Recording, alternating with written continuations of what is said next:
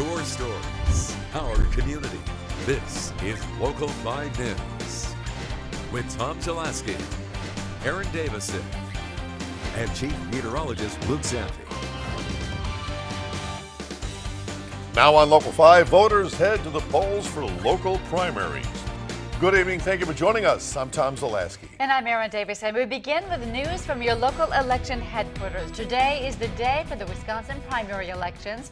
Local 5 is covering 20 races in our area with the results as they come in later tonight. Rhonda Fox live in Appleton, where voters are narrowing down their choice for mayor. First, though, we go live to Aaron Taylor for voter turnout in Green Bay. Aaron? Tom, Aaron, we're here at Trinity Lutheran Church. That's one of the polling locations right here in Green Bay. We've been here for a couple hours now, and we've seen people trickling in to cast their ballots. Now, here in the city of Green Bay, 2 races for alderperson are on the ballot. That's in District 6 and 9. We're here in District 9. Now, voters at this polling location will help decide who will be on the ballot for District 9 in the general election. Their options are incumbent Brian Johnson, former Alderman Guy Zima, and Desiree May. Now, the top 2 out of those 3 following today's voting will be on the ballot in April. Again, that's the general election. Now, we don't have numbers for this specific election, but voter turnout in primary elections is typically around only 5 to 10%. Now, voters who come out today told me that they made the trip because they feel participation in this primary election is important. I feel like it's important as a civic duty. I feel it's important to be involved in our democracy, and I feel like the way things have been going in our current climate, that we're so heavily politicized, that it's really important to have each of our individual voices being heard and counted. And polls will close tonight at 8, so there's still plenty of time to get out if you haven't yet today. And after those polls close, you can tune into Local 5 News on air and online. We'll be bringing you election results as they begin to pour in. Reporting live in Green Bay, Aaron Taylor, Local 5 News. Thanks, Aaron. Next, your local election headquarters heads to Appleton. That's where Rhonda Fox brings us voter turnout as residents cast their vote for Mayor. Rhonda.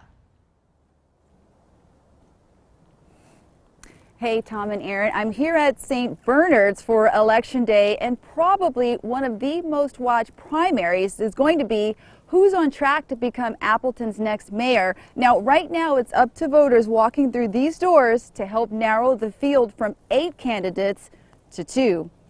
Polls opened at 7 a.m. and will close today at 8 o'clock.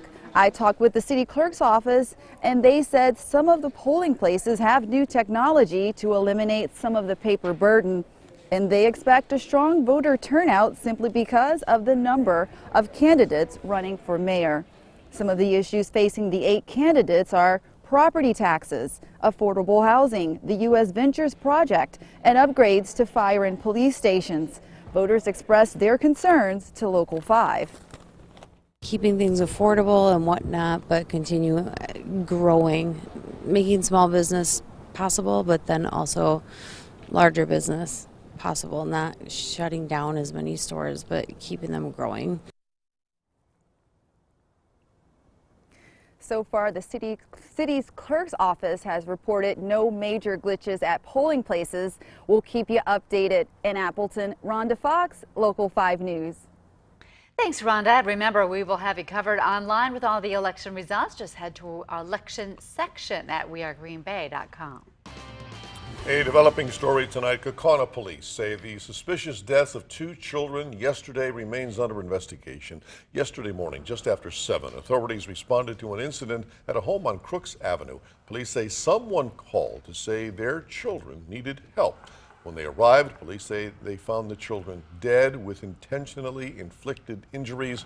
The victims were identified as 5-year-old William and 3-year-old Danielle Byer.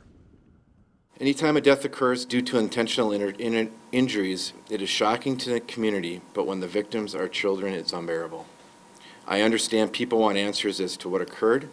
Our investigative team, along with multiple other agencies, at this time are working to get answers to these questions.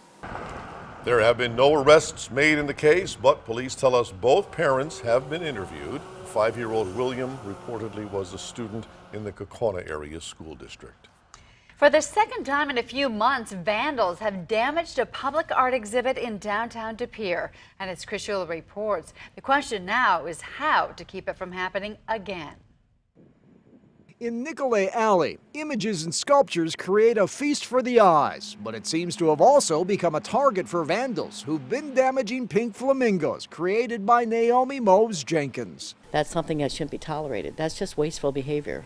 It really is. Nicolay Alley was unveiled to the public in September of last year, but unfortunately in the last few months, its pink flamingos have been vandalized multiple times. Well, when we see things like this being vandalized for no sensible reason, it does make me wonder what the heck. In late December, the heads of 2 flamingos were damaged, one torn off completely, and just last week, this flamingo, previously vandalized, was hit again. This one had the head nearly knocked off, and now I have to repair this poor neck. You feel bad for the artist. Captain Jeremy Moraski says tips to his department led to those responsible for the first act of vandalism. He hopes more posts on social media help clear this case. We're hopeful again that we can resolve it, but ultimately, you know, the bigger thing for us is we want to prevent it from happening again. A feeling echoed by the city administrator. We'll look at adding some type of security cameras potentially. The council's asked us to look at it and get pricing on that, so we'll evaluate it. Definitely think we should get cameras there. And I'm hearing a cry for that from everybody else. So that all these works of art are under surveillance, and if vandalized again, those responsible are caught on camera. In De Pere, Chris Schuler, Local 5 News. Thank you, Chris. And each of those pink flamingos are valued at roughly $15,000. In Wisconsin news this evening, the 16th annual State of the Tribe address took place at the state capitol today. The address is an opportunity for the people of Wisconsin and state leaders to understand the issues facing our native tribes and to celebrate common ground. This year's guest speaker was Forest County Potawatomi Chairman Ned Daniels, who spoke on a number of topics, including the focus on improving conditions for tribal youth. This has been done by working more closely with our local school districts, hiring additional tutors and guidance counselors, and getting our parents more involved with their children's education with better communication. 10 years ago, Daniels' top priority is to help the Potawatomi people continue their fight against the opioid epidemic. News now from the Fox Cities. Local officials came together in Appleton today to voice their concerns against a Trump administration deportation proposal. The administration has introduced a proposal to allow for the deportation of some Hmong and Lao residents of the United States. Local leaders are now encouraging the president to reverse course and reject any agreement that would result in deportations. It means that we care about our community. It means that we stand together. It means that we take issues seriously, that we protect our residents, our constituents, and our community. We want them to continue to be better residents in our community. State Representative Amanda Stuck was on hand at the event, along with Outagamie County Executive Tom Nelson and Green Bay Mayor Eric Genrich.